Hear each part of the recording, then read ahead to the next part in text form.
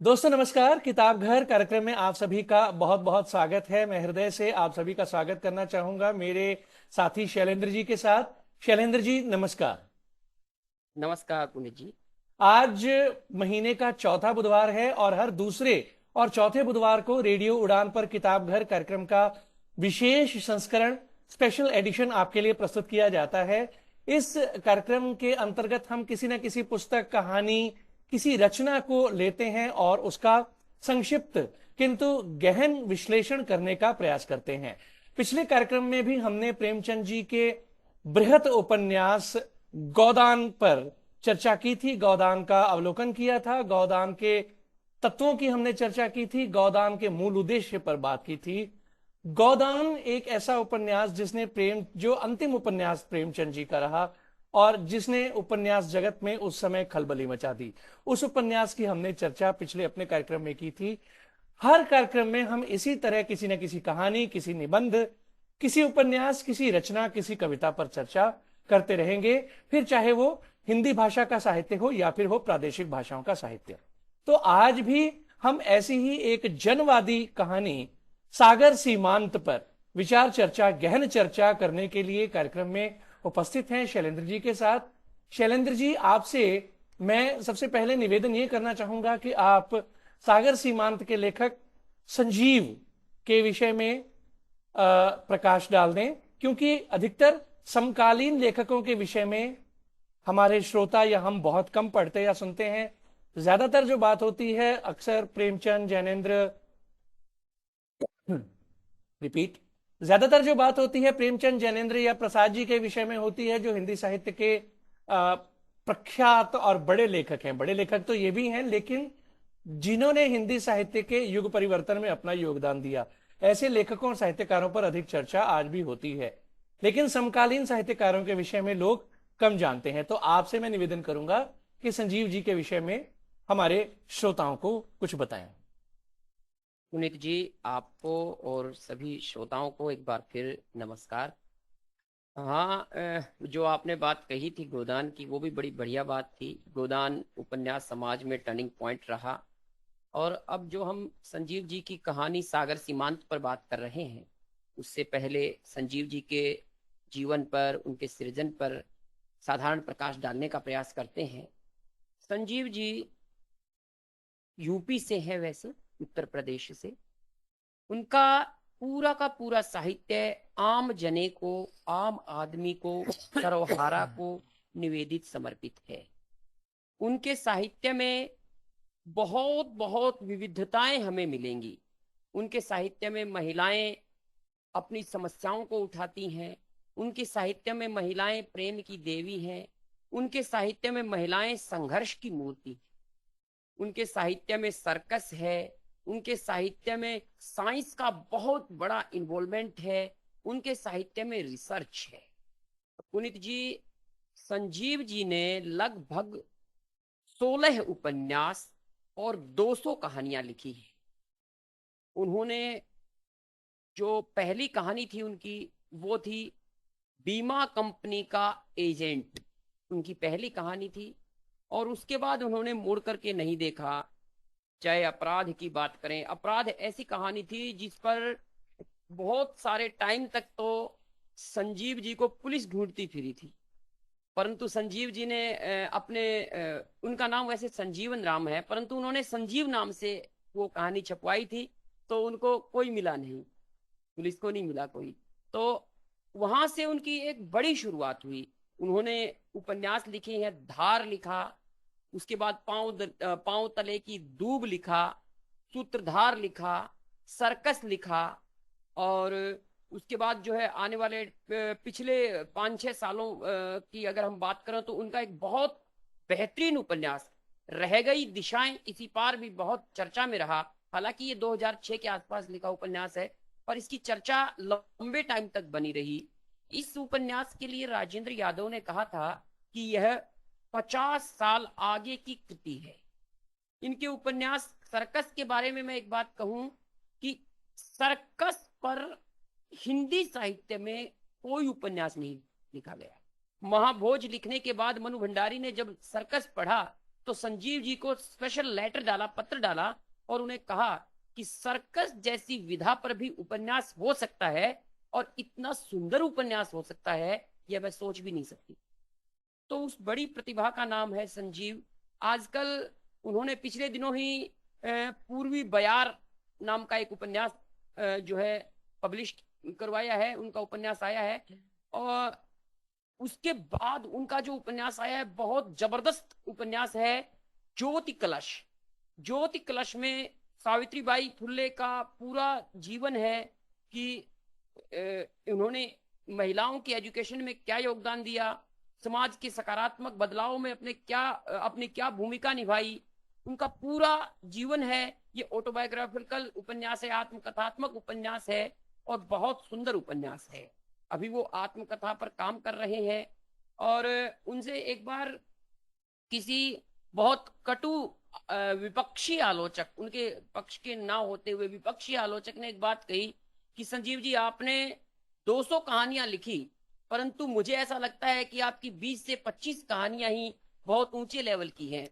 उन्होंने कहा, संजीव जी ने जवाब दिया कि मेरी 200 कहानियों के पश्चात भी अगर एक भी ऊंचे लेवल की कहानी लगती है समाज को, और समाज में कोई सकारात्मक परिवर्तन उससे होता है, तो यह मेरे लिए बड़ी बात है।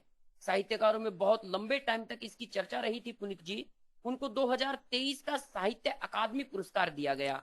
यह उसी साहित्यकार को पुरस्कार दिया जाता है जो बहुत बेहतरीन योगदान देता है साहित्य में। इन्हें उससे थोड़े से पहले ही 11 लाख का इफ्को सम्मान मिला था। इसमें 11 लाख की राशि इन्हें दी गई। श्रीलाल शुक्ल जी की स्मृति में ये सम्मान दिया जाता है।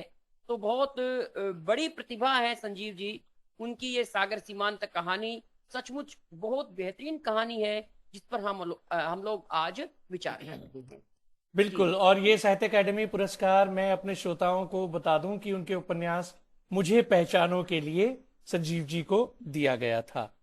मुझे पहचानो भी महिलाओं की ट्रेजेडी पर, महिला की जो वो तकलीफ झेलती है, उस पर लिखा उपन्यास है। और संजीव जी का ये उपन्यास सबसे पहले तद्भव, जिसको अखिलेश निकालते हैं, तद्भव पत्रिका में सबसे पहले पब्लिश हुआ था। बहुत बड़ा उपन्यास है। और पत्रिका के मुख्य संपादक ने एक बात कही, और पत्रिका भी मुख्य धारा की है, ऐसा नहीं है कि पत्रिका कोई इधर उधर की छुटभैया पत्रिका हो, नहीं, मुख्य धारा की पत्रिका है। परंतु इतना अच्छा उपन्यास उनको लगा कि उन्होंने पहले तद्भव में निकाला, उसके बाद यही उपन्यास सेतु प्रकाशन से आया। तो सेतु प्रकाशन ने फिर निकाला। अब इनके पूरे साहित्य का, समग्र साहित्य का पूरा जो है सकल प्रकाशन जो है राजकमल प्रकाशन के पास है। राजकमल वाले इनकी सारी जो रचनाओं को इकट्ठा छापेंगे। पाठकों के लिए उनकी रचनाएं मिलना बहुत और भी सहज होगा, क्योंकि आज के दिन हिंदी समाज में बहुत बड़ा प्रकाशक है राजकमल प्रकाशन। बिल्कुल।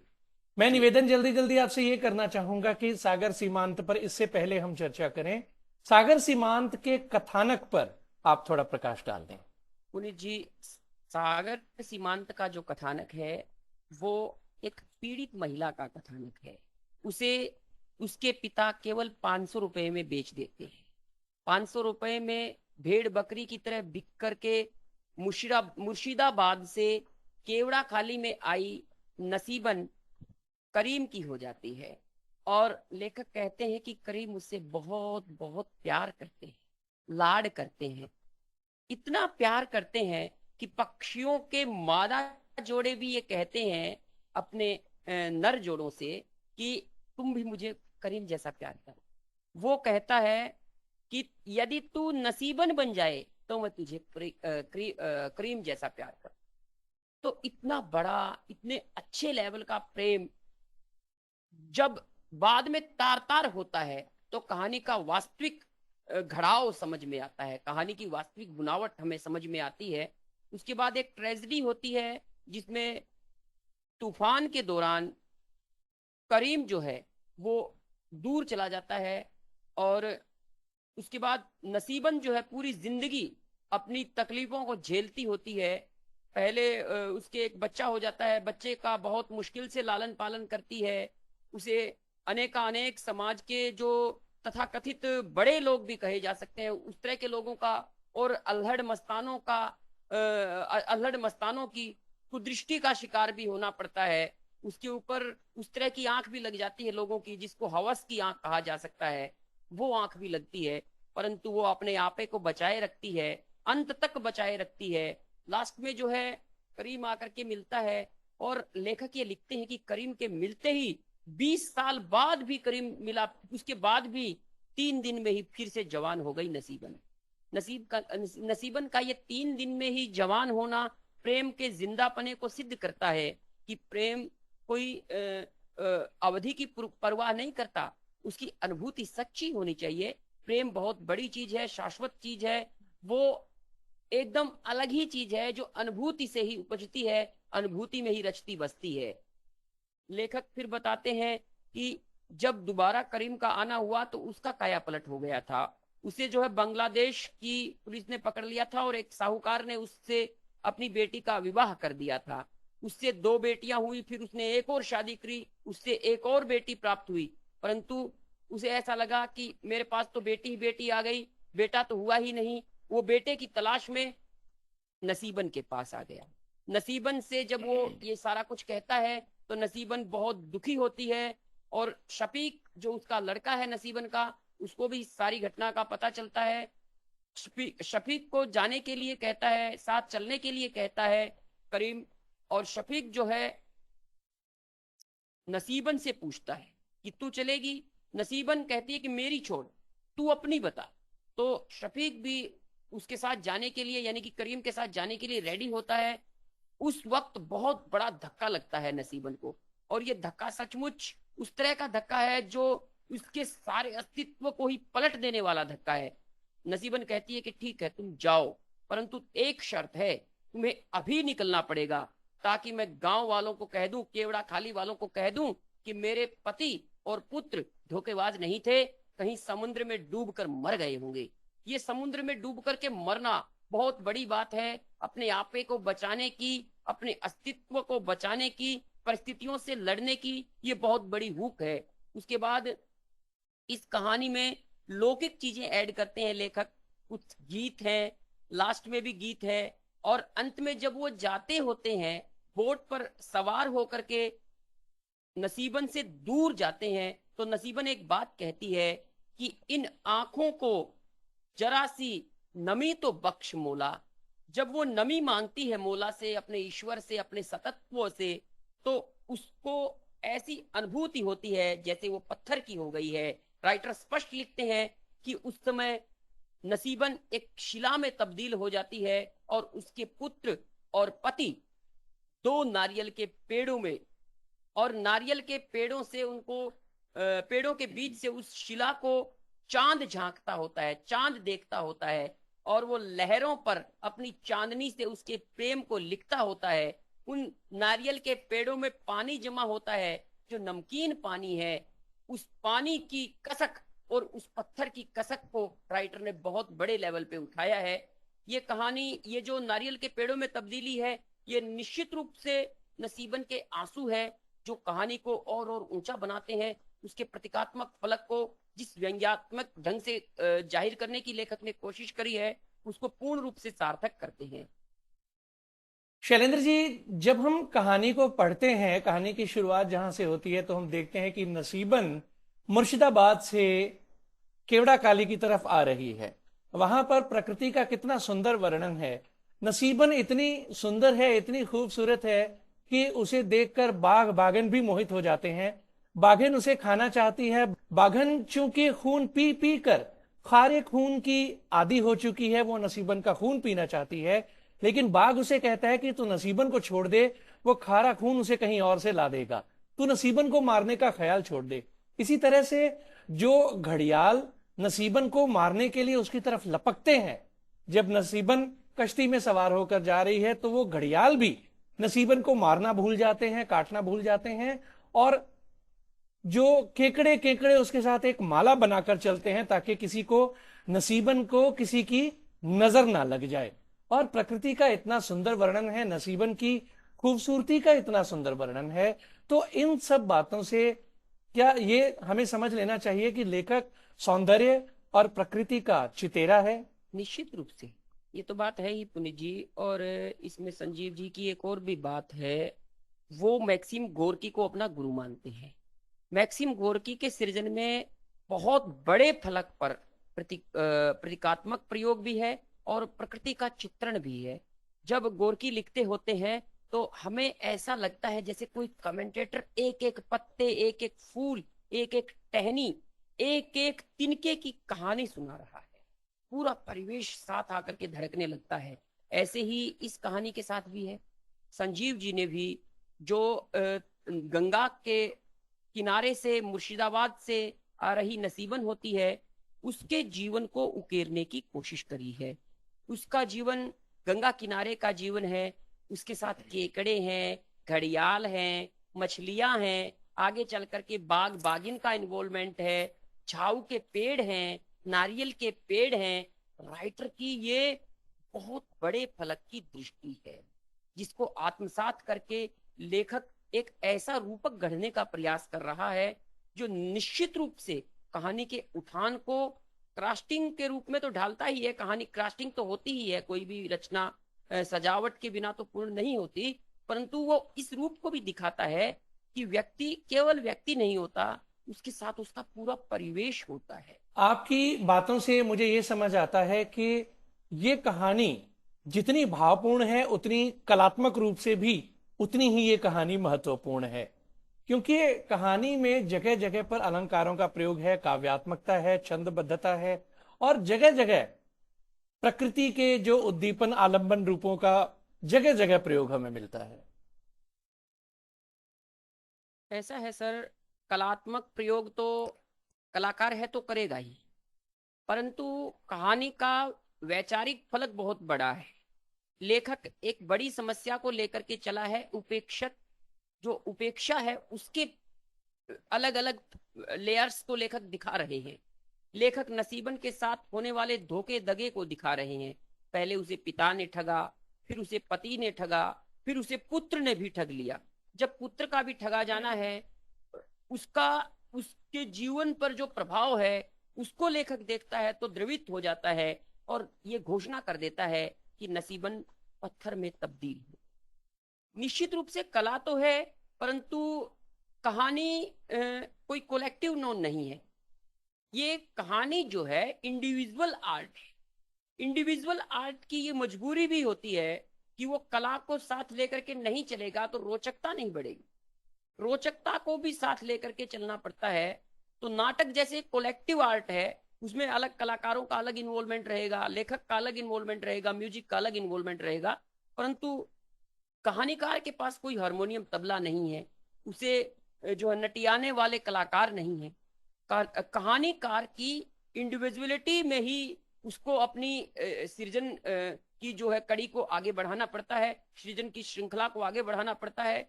उसी स्वर का संजीव जी भी पालन करते हैं। कहानी निश्चित रूप से कलामयी भी है, परंतु कलामयी से बहुत बड़े फलक पर वैचारिक कहानी है। वैचारिक परिप्रेक्ष्य को ज्यादा आगे लेकर के कहानी चल रही है। बिल्कुल वैचारिक कहानी है, जनवादी कहानी है। नसीबन का दुख इस कहानी में, इस पूरी कहानी में उभर कर सामने आया है। कुछ लोग आप अक्सर बात किया करते हैं, हमारी पहले बात हो रही थी एक बार, कुछ लोग संजीव जी पर इल्जाम लगाते हैं कि संजीव जी की कहानियों में महिलाएं मुखर नहीं हैं। तो आपका इस विषय पर क्या कहना है? मैं अगर एक वो 100 बातों की एक बात वाली सीधी बात कहूं तो उन्होंने संजीव जी को बिना पढ़े ये बात कही है, मुझे ऐसा लगता है। उनकी चाहे ये सागर सीमांत ही लगा लो, चाहे उनकी जवार कहानी लगा लो, चाहे उनकी जो है अपराध कहानी लगा लो, चाहे दुलारी बाई कहानी लगा लो, बहुत सारी, चाहे आरोहण को लगा लो, महिलाएं निश्चित रूप से एक उस रूप में प्रयोग हुई है जो स्वाभाविक रूप, नेचुरल, पात्रों का आना बिल्कुल नेचुरल है उनके साहित्य में। ऐसा नहीं है कि संजीव जी ने घुसेड़ घुसेड़ के नारी पात्रों को, ठूस ठूस के नारी पात्रों को कहानियां गढ़ी हैं, उपन्यास गढ़े हैं। नहीं, ऐसा बिल्कुल नहीं है। सर्कस की नायिका को लगा लो, वो बहुत बड़े फलक पर नारी की समस्या को उठाने वाला उपन्यास। उनके जो उनका सृजन है उसमें निश्चित रूप से नारी समाधान का उपकरण तो है ही, परंतु सकारात्मकता और स्वाभाविकता का भी उपकरण है। और बल्कि मुझे यूं कहना चाहिए कि इस कहानी में तो वैसे भी नसीबन के मुखर होने की आवश्यकता है भी नहीं, क्योंकि उसके विचार ही उसकी मुखरता का प्रमाण है। उसके अंदर उठने वाली उथल पुथल, जब करीम वापस नहीं आता तूफान से तो उसकी क्या दशा होती है, उसे संभालने वाला कोई नहीं, वो यूं ही तूफान में पड़ी रहती है, सब लोग अपने घरों को चले जाते हैं। इसके बाद फिर वो उसका अपने पिता के प्रति लगाव, वो अपने पिता को खबर भेजती है कि उसका पति मर गया है, लेकिन उसका पिता, वो नहीं जानती कि उसका पिता मर चुका है। उसे डर लगता है, उसे अपने घर में एक खौफ का एहसास होता है। वो नूर बूढ़े को अपने यहाँ सोने के लिए बुला लेती है, अपने बच्चे का अपनी छाती से चिपका के पालन पोषण करती है। लेकिन जब गांव वालों को यह पता चलता है कि ना नसीबन का पति है और ना पिता है, तो उसे कुदृष्टि का शिकार भी होना पड़ता है, चाहे फिर वो फातिमा का पति मौला बख्श हो या फिर हो चटर्जी बाबू, और यहां तक कि वो बूढ़ा नूर जिसका अपना बेटा समंदर में डूबकर मर गया था, वो भी नसीबन को कहता है कि वो उसे अब वही पार उतार सकती है। तो कहीं ना कहीं ये एक पुरुषों की कुत्सित वृत्ति को भी उजागर करता है, और साथ ही साथ व्यवस्था पर भी एक प्रश्न है। क्या ख्याल है? जी पुनीत जी, व्यवस्था पर तो संजीव जी बहुत बहुत प्रश्न खड़े करने वाले लेखक हैं। असल तो हर जनवादी लेखक ने व्यवस्था के खिलाफ खड़ा होकर के अपना बिगुल फूंका है। इसी स्वर के लेखक संजीव जी भी हैं। रही नसीबन की जो कहानी है, ये सागर सीमांत, इसकी बात, हाँ निश्चित रूप से मुखरित होना, केवल तेज कह देना, अतिरिक्त लाउडनेस परोस देना ही मुखरित होना नहीं है। मुखरित ठंडा मुखर भी होता है, ठंडे मुखरितपन का भी एक अपना एहसास है। ठंडा मुखरित होना, कहते हैं कि 100 झक से ज्यादा एक चुप महत्वपूर्ण है, 100 झकत एक लिखत, ये भी कहते हैं। तो ये लिखत और एक चुप किस रूप में है? ठंडे मुखरित रूप में है। इसी तरह का ठंडा मुखर रूप जो है नसीबन का भी है। वो अनेक प्रकार से, जैसे आपने बताया ही है, कि अपनी रक्षा करती है। उसके साथ साथ लेखक एक बात और करते हैं कि उसका सुंदर होना ही उसके लिए खतरा बन के रह गया। ये खतरा 3-4 जगह बड़े बड़े लेवल पे हुआ। एक तो उसके पिता ने उसको सेल आउट कर दिया। अगर वो काली होती, समाज में काले रंग को उस रूप में नहीं देखा जाता है, हर समाज का अलग रूप है, अगर वो सांवली होती तो उसको जो है शायद कोई खरीदता ही नहीं। तो सौंदर्य पहले तो उसका यहाँ दुश्मन बना। उसके बाद करीम के जाने के पश्चात उस पर चटर्जी बाबू की नजरें लग गई, उस पर गांव के जो लौंडे हैं उनकी नजरें लग गई, उस पर बूढ़े व्यक्ति तक की नजर लग गई। ये किस तरह का समाज है जिसमें दुख, वैसा ही दुख अपने आप को बार बार रिवाइज कर, बार बार दोहरा रहा है अपने को। ये वेस्टर्न फिलोसफी है कि व्यक्ति कुछ नहीं है, व्यक्ति की जिंदगी बहुत सिंपल जिंदगी है। उसके जिंदगी में जो है सुख और दुख बार बार आकर के अपना दोहराव करते हैं। तो लेखक भी इसी रूप में बात कहने की कोशिश कर रहे हैं कि नसीबन की लाइफ में बहुत प्रकार से दुख आ आकर के अपने दोहराव को बनाए हुए हैं। चाहे वो बेटे का ही धोखा दे करके जाने वाली बात करो, चाहे फातिमा तक जो उसकी बहुत अच्छी सहेली थी पुनीत जी, वो भी कहती कि मेरे आदमी का मुंह तेरे पास सोने के कारण मुझसे नाराज रहता है, मेरे आदमी का मुंह जो है कद्दू सा लगता रहे। लेखक ये बताना चाहता है कि सबकी अपनी प्रायोरिटीज हैं, अपनी प्राथमिकता नहीं छोड़ सकता कोई व्यक्ति, परिस्थितियों का दास है वो। तो बहुत अच्छी तरह से घड़ंत है इस कहानी की, और दुख को जैसी परिभाषा देनी चाहिए, संवेदनाओं को जो स्वर मिलना चाहिए, वो स्वर निश्चित रूप से सागर सीमांत में मिला है। बिल्कुल। जी और जो विवश है, जो बेजार हो चुका है, जो दुखी है, उसका सहारा बनने की बजाय, उसका साथ देने की बजाय उसका मजाक बनाया जाता है, उसे दुत्कारा जाता है।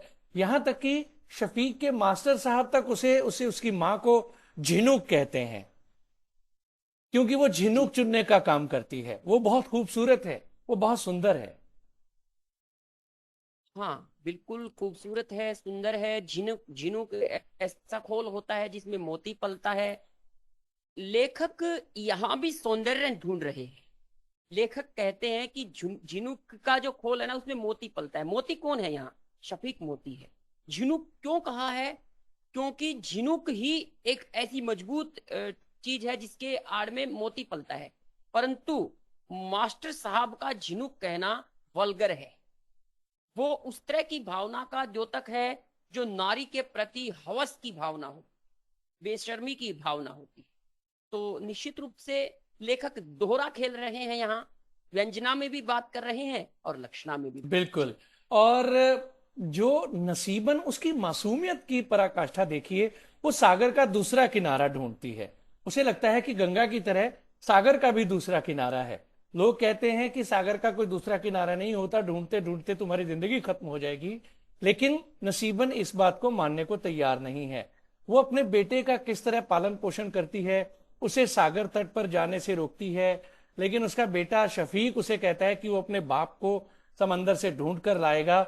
और एक दिन अपना मन मारकर नसीबन तैयार हो जाती है अपने पुत्र को समुद्र किनारे, समुद्र की ओर भेजने को। और पहले वो थोड़ी थोड़ी दूर तक जाता है, फिर उसकी दूरी धीरे धीरे बढ़ने लगती है।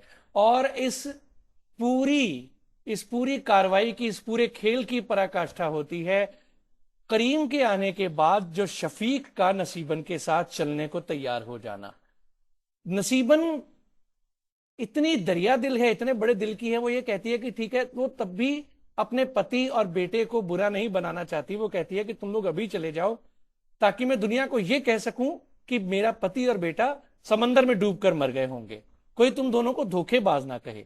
यहां पर भी उसके बड़प्पन और उसकी मासूमियत की दाद देनी होगी। क्या ख्याल? जो ये सागर का दूसरा किनारा है ना, ये दुखों का समाप्ति का एक उद्घोष है। दुख का कोई तो किनारा हो, कोई तो उसकी सीमा हो। लेखक बड़े सरल ढंग से अभिधा मूलक व्यंजना शब्द शक्ति का प्रयोग करके यहाँ सागर को अपार दुखों का भंडार के प्रतीक से उद्बोधित कर रहा है। मैं आपको बीच में थोड़ा सा रोक देना चाहता हूं, इसलिए क्योंकि हमारे कार्यक्रम के श्रोता बहुत सरल स्वभाव के हैं, सीधे साधे श्रोता हैं। मैं चाहूंगा कि आप उनके लिए संक्षेप में अभिधा, व्यंजना और लक्षणा, इन तीनों शब्द शक्तियों को समझा दें ताकि उन्हें समझना आसान हो जाए, आपकी बातों को वो आसानी से समझ सकें। ठीक है। अभिधा शब्द शक्ति का अर्थ होता है सपाट बयानी। जैसे सीधी बात कह दी जाए, जैसे 2 और 2 4 होते हैं, 3 और 2 5 होते हैं। सीधी बात कह दी जाए, जो कह दी जाए वही उसका अर्थ निकले।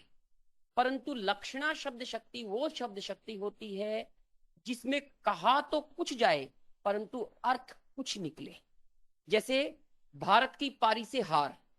भारत पूरे देश की नहीं बात हो रही है, भारत की क्रिकेट टीम की बात हो रही है, परंतु बात बोली जाएगी भारत की पारी से हार। तो ये लाक्षणिक ढंग से वर्णन है। जैसे उसका घर तो गंगा पर है, इसका मतलब ये नहीं है कि उसका घर गंगा के ऊपर बसा हुआ है, ये मतलब है कि गंगा के किनारे है। अगर इसी तरह से हम व्यंजना शब्द शक्ति की बात करी जाए तो वो होती है जो कहा जाए उससे भी बिल्कुल भिन्न अर्थ निकले और कई सारे अर्थ निकले। जैसे कहा जाए कि यहाँ तो गधे घोड़े सब एक समान है, यहाँ तो गधे घोड़े सब एक समान है, इसका मतलब न्याय व्यवस्था बहुत चरमरा गई है।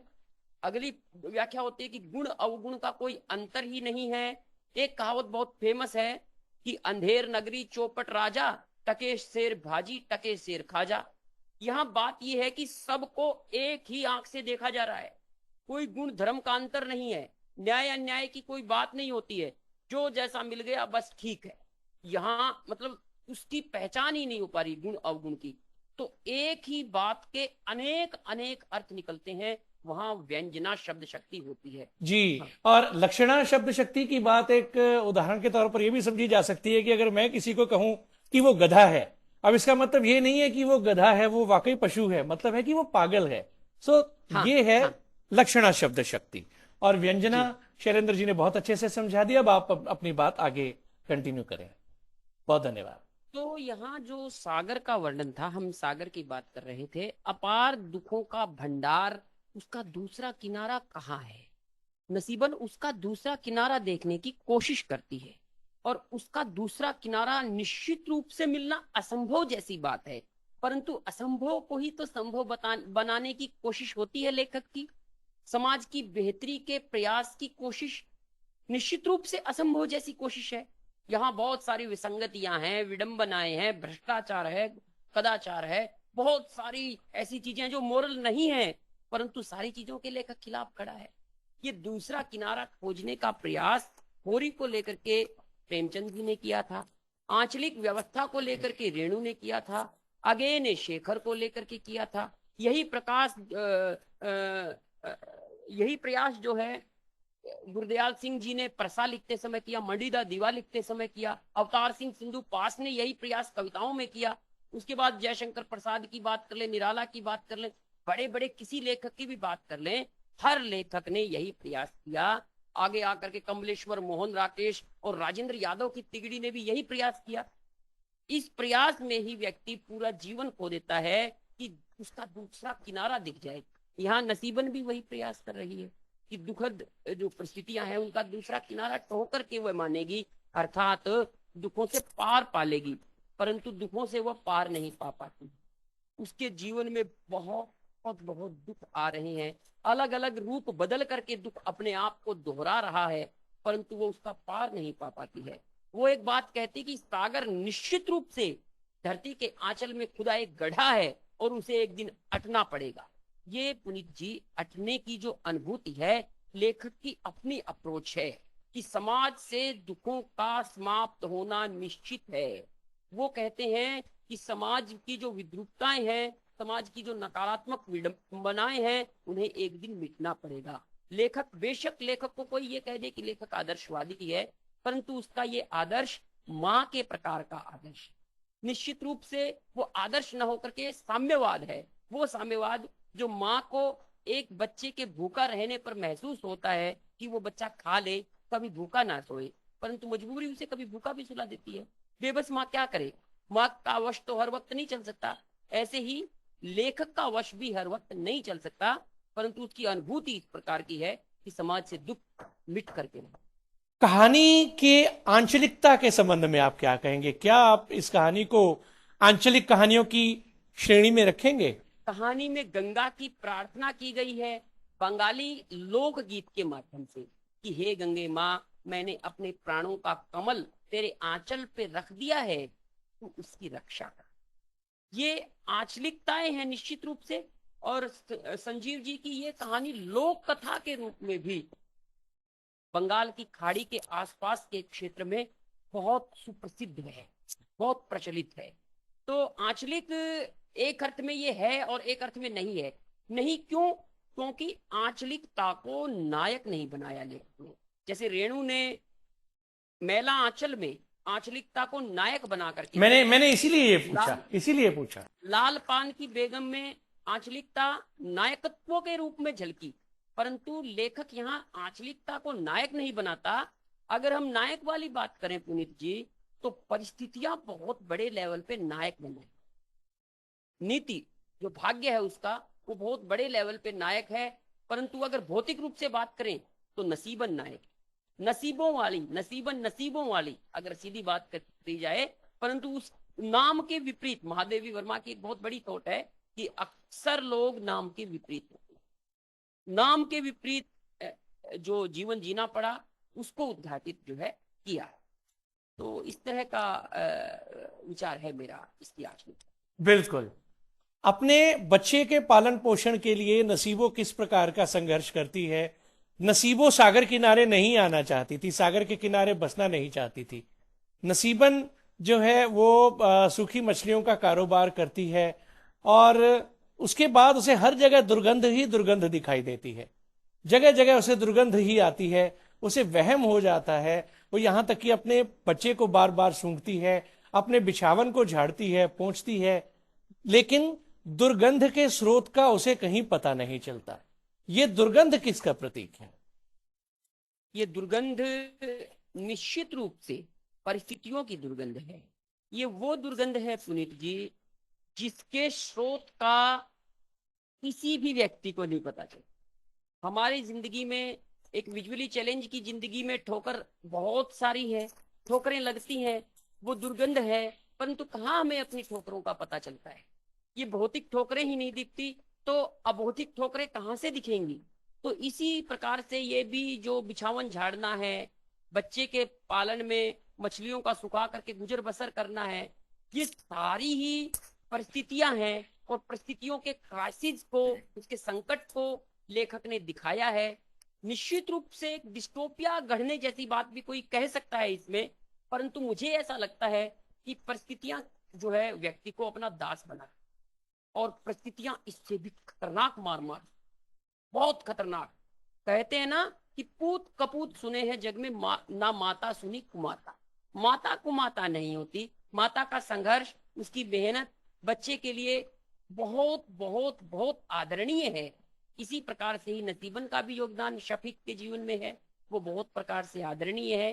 परंतु माँ को उसके किए का शिला जो है बहुत बुरे रूप में मिलता, बहुत बुरे रूप में मिलता है। दुख यहाँ भी एक शेप चेंज करके अपने आप को रिवाइज कर रहा है, दोहरा रहा है, और ये दोहराव निश्चित रूप से पाठकों को द्रवित करने वाला, कहने वाला, बताने वाला है कि संवेदनाओं की कोई सीमा नहीं, संवेदनाएं असीम है, वो कहीं की कहीं तक भिड़ सकती है, कहीं से जा करके कहीं पर व्यक्ति को भीतर से गुदगुदा सकती है, रुला सकती है, हंसा सकती है। संवेदनाएं अलग अलग रूपों में है। तो मैं इस रूप में ही देखता हूँ। इस कहानी का बहुत भाषाओं में अनुवाद भी हुआ है, इंग्लिश में इसका अनुवाद हुआ, और साउथ की भाषाओं में इसका अनुवाद हुआ, और पंजाबी में इसका अनुवाद हुआ, कई सारी भाषाओं में इस कहानी का अनुवाद भी हुआ। आपने पीछे कहीं इशारा दिया था प्रतीकों का, नसीबन का शिला बन जाना और शफीक और करीम का नारियल के पेड़ बन जाना। नसीबन का शिला बन जाना उसके जड़ हो जाने का प्रतीक है, उसके दुख इतने ज्यादा बढ़ गए कि वो जड़ हो गई। और इसी तरह से शफीक और करीम जो दो नारियल के पेड़ बने, वो दोनों नसीबन की आंख से बहने वाले आंसू हैं। लेखक एक बड़ी खूबसूरत इसमें उक्ति लिखता है, दो जगह जहां तक मुझे याद पड़ता है, लिखता है कि नसीबन की एक आंख में गंगा बहती है तो दूसरी में सागर। क्या कहेंगे? बिल्कुल, प्रतीक योजना तो बहुत जबरदस्त है ही कहानी की। आपने बहुत गहनता से कहानी को पढ़ा है, और ये साधारण श्रोता के क्वेश्चन हो ही नहीं सकते हैं। आपने प्रतीकों को पढ़ा ही नहीं है, उसको बिल्कुल एकदम डिफाइन भी करने की कोशिश करी है। ये जो आंसू है ये केवल नसीबन के ही नहीं है, लेखक व्यष्टि में समव्यष्टि को देख रहा है, व्यक्ति में समाज को देख रहा है, महिलाओं की समस्या को देख रहा है। फातिमा की भी यही समस्या है, उसका पति उससे नाराज होता है तो उसे अपना जो है निर्णय है बदलना पड़ता है। उसके बाद जो है जैसे अलग अलग रूपों में घड़ियाल का आना, बाग बागिन का आना, शुरुआत कहानी की जहां से होती है माला बना करके केकड़ों का चलना, चांदनी से चांद का लहरों पर प्रेम लिखना, ये सारे प्रतीक है। और ये प्रतीक इतने सुंदर हैं कि ये कहानी को बिल्कुल जीरो लेवल पे, जीरो ग्राउंड फ्लोर पे, बिल्कुल जीरो फ्लोर पे, एकदम सही लेवल पे, उस लेवल की पे ला करके रख देता है। और ये जो प्रतीक की गढ़ंत है कहानी को सही लेवल पे रख करके कहानी को आकाश तक पहुंचाने की शक्ति देती है। यानी कि वो बात कहते हैं ना कि आकाश में बेशक उड़ लेना, परंतु ये ध्यान रहे कि पांव आपके जमीन पर टिके। वो जमीन पर जो जड़ें हैं, जो जमीन के नीचे तक की जो जड़ें हैं, वो ये प्रतीक हैं। इन प्रतीकों के माध्यम से लेखक अपनी बात कर रहे हैं। एक बात और, मैं फिर वो व्यंजना वाली बात आ गई। यथार्थ आज के दिन इतना जटिल हो गया है, इतनी लेयर्स हैं यथार्थ की, इतने कोण है परिस्थितियों के, कि सबको दिखाना असंभव जैसी बात है। लेखक प्रतीकों के माध्यम से, रूपकों के माध्यम से, अलग अलग तरह के रूपक गढ़ करके, अलग अलग तरह की शब्द शक्तियों का प्रयोग करके अपना ज्यादा से ज्यादा समेटा समेटी पूरा करना, समेट लेना चाहता है सारा कुछ लेखक।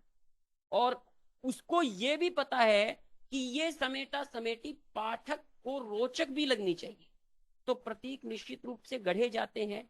कई बार लेखक प्रतीक गढ़ते समय काव्यात्मक भाषा का भी प्रयोग करता है, जैसे ये बाग बागिन वाली बात जो शुरुआत में उठान है कहानी का, निश्चित रूप से काव्यात्मक है। उतार भी कई बार काव्यात्मक हो गया है, कई बार क्या इस कहानी का उतार जो है वो पूर्ण रूप से काव्यात्मक हो गया है। बिल्कुल, तो जब नसीबन का दुख इतना बढ़ गया कि वो बाघ बागेन, वो घड़ियाल, वो केकड़े, वो उस रात सब मर गए। तो तो ये काव्यात्मक अनुभूति है। प्रेमचंद जी ने रंगभूमि में एक बड़ी बात कही थी कि कोई भी व्यक्ति प्रेम की बहुत गहराई में उतर जाता है तो कविता करने लग जाए, चाहे वो अपनी प्रेयसी से प्रेमी अपना इजहार कर रहा हो, चाहे प्रेयसी प्रेमी से अपना इजहार कर रही हो, पर जब अति गहराई होती है प्रेम की, जब प्रेम की ऐसी गूंज होती है जो मौन की गूंज है, वहां कविता फूटती है। तो वो कविता फूटती है लेखक के हृदय से, वो बिल्कुल स्वाभाविक है, कोई बनावटी नहीं है। ऐसा नहीं है कि लेखक कहीं से ला करके कॉपी पेस्ट कर रहा है कविता, कविता आ रही है, सीधी आ रही है। बिल्कुल। जी कहानी इस कार्यक्रम के अंत की तरफ हम बढ़ रहे हैं। जल्दी जल्दी मैं एक दो प्रश्न आपसे करना चाहूंगा।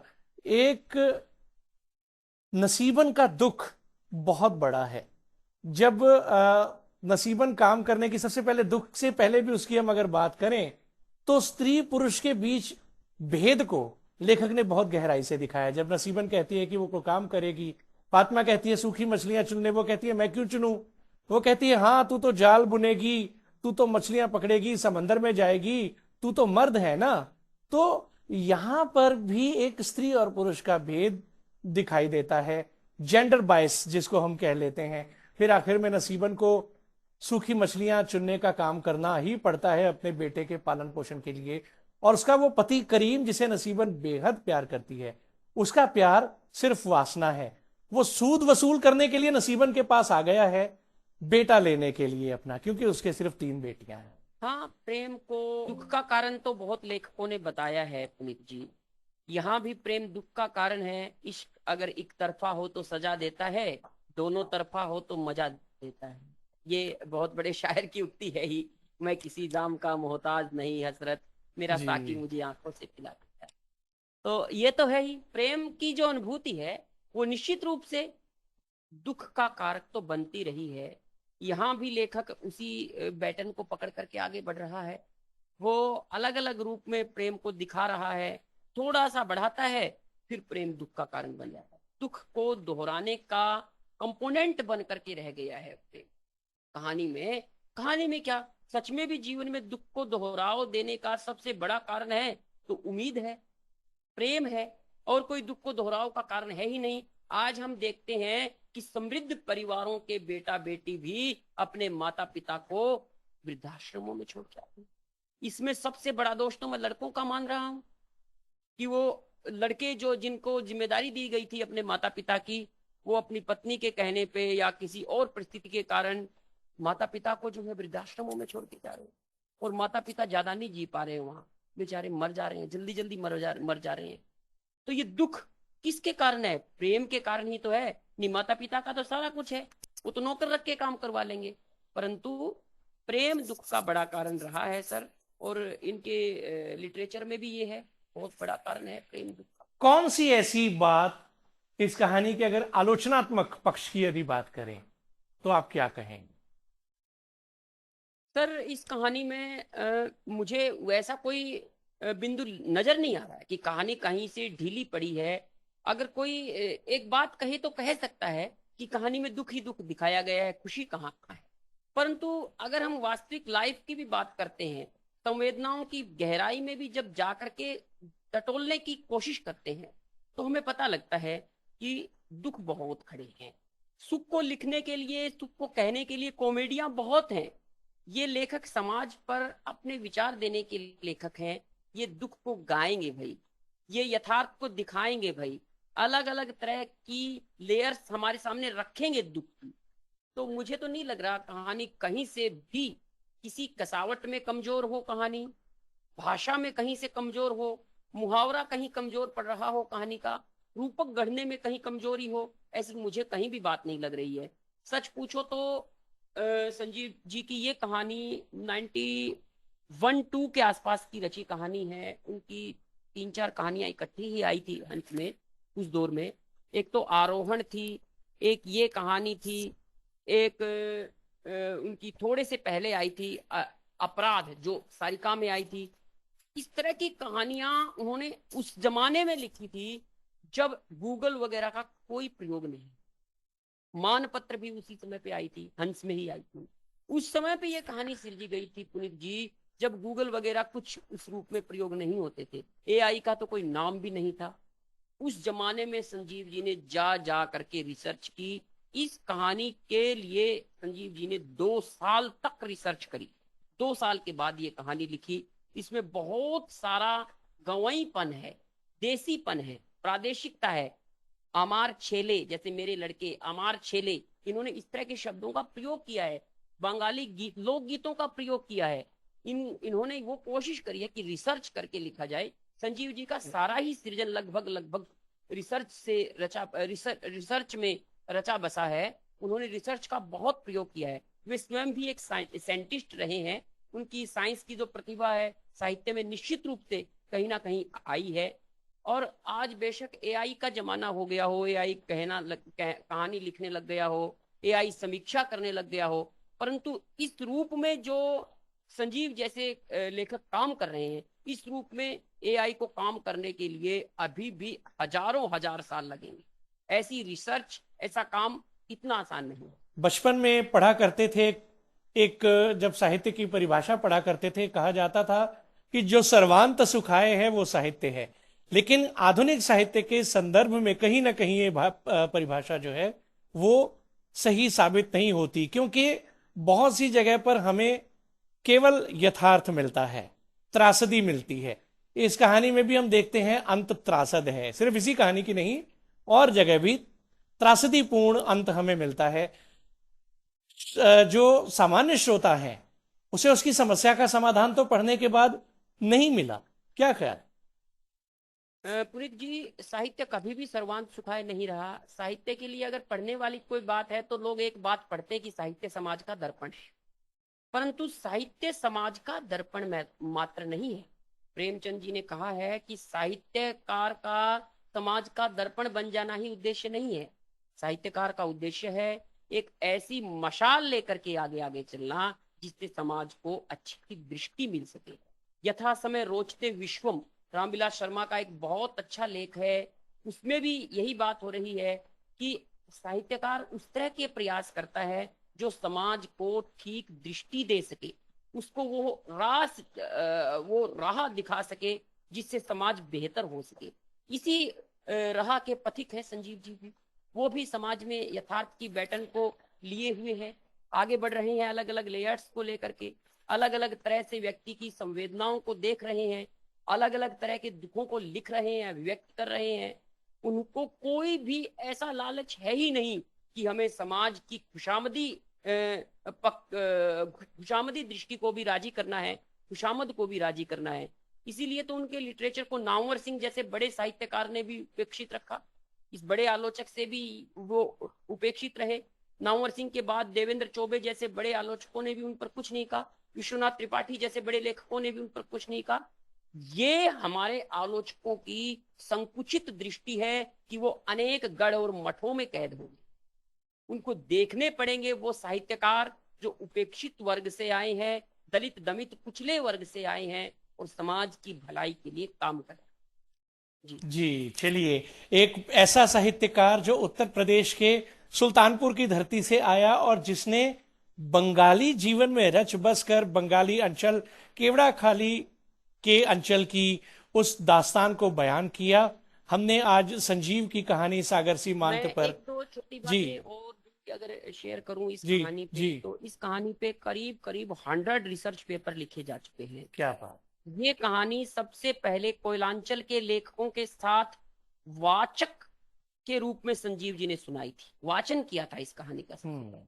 फिर ये कहानी जो है हंस में आई। हंस में आते ही इस कहानी ने खलबली मचा दी।